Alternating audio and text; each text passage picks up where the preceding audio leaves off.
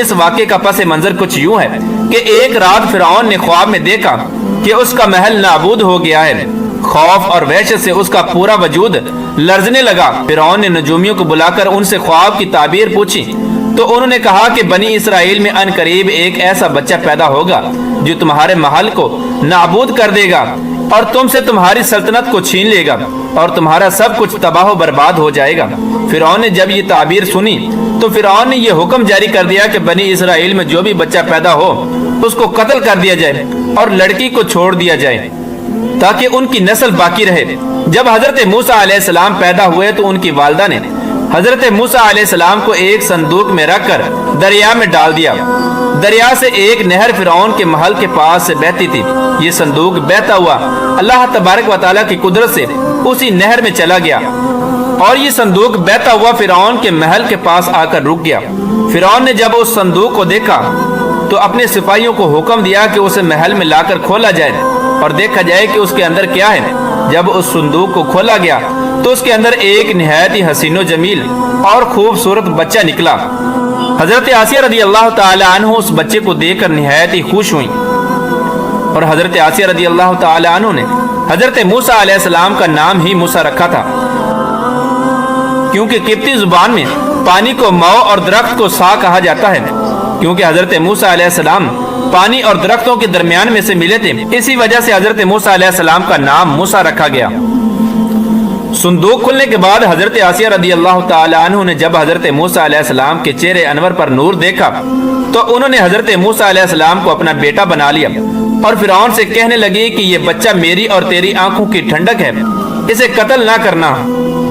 لیکن اس وقت نامرد فرعون کہنے لگا کہ اسے تم رکھ لو، مجھے اس کی کوئی حاجت نہیں۔ حضرت محمد مصطفیٰ صلی اللہ تعالی علیہ وآلہ وسلم ارشاد فرماتے ہیں کہ اگر آسیہ کی طرح فرعون بھی اس بات کا اقرار کرتا کہ یہ بچہ اس کے آنکھوں کی بھی ٹھنڈک ہے تو اللہ تبارک و تعالی ضرور اس کو ہدایت عطا فرماتا اور اس کو حضرت آسیہ رضی اللہ تعالی عنہ کی طرح ایمان سے نوازتا، لیکن بدبخت فرعون اس کے نصیب میں ایمان تھا ہی نہیں، اس وجہ سے اس نے اس بات کا اقرار نہیں کیا۔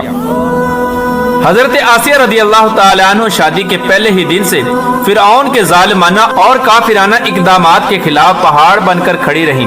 حضرت موسیٰ علیہ السلام نے جب اعلان نبوت کیا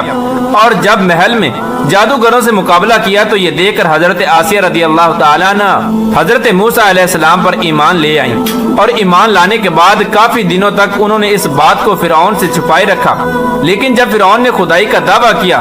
اور لوگوں سے خود کو سجدہ کروانے لگا تو پھر حضرت آسیہ رضی اللہ تعالی عنہ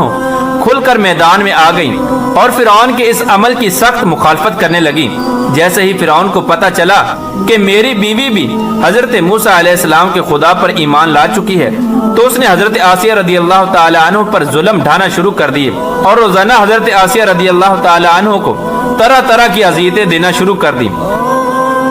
لیکن فرعون کا طرح طرح کا ظلم بھی حضرت آسیہ رضی اللہ تعالی عنہ کے ایمان کو متزلزل نہ کر سکا۔ فرعون نے بہت کوشش کی کہ حضرت آسیہ رضی اللہ تعالی عنہ کو ایمان سے دور کر دیا جائے اور دوبارہ یہ کفر و شرک کی طرف لوٹ آئیں، لیکن حضرت آسیہ رضی اللہ تعالی عنہ نے فرعون کی تمام تر کوششوں کو ناکام بنا دیا اور وہ صرف اللہ تبارک و تعالیٰ کا نام پکارتی رہیں اور اللہ تبارک و تعالیٰ کی عبادت میں مصروف رہیں، اور ان کے علاوہ جو بھی حضرت موسیٰ علیہ السلام پر ایمان لے آتا فرعون اس پر طرح طرح کے ظلم کرتا اور ان کو طرح طرح کی تکالیف پہنچاتا۔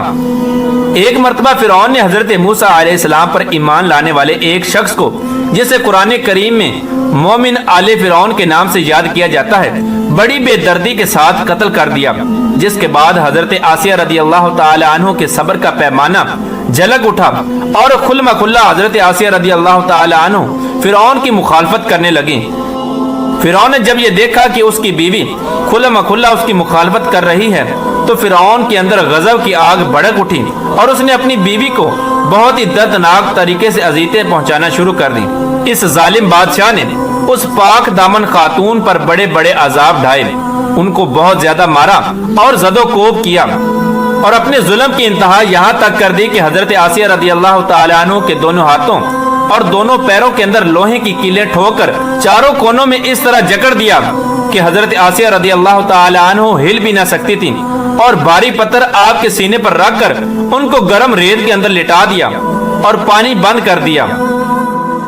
اس طرح کے دردناک ظلم و جبر کرنے کے باوجود بھی حضرت آسیہ رضی اللہ تعالی عنہ کا ایمان مضبوط رہا اور وہ اللہ تبارک و تعالی کی وحدانیت پر ثابت قدم رہی۔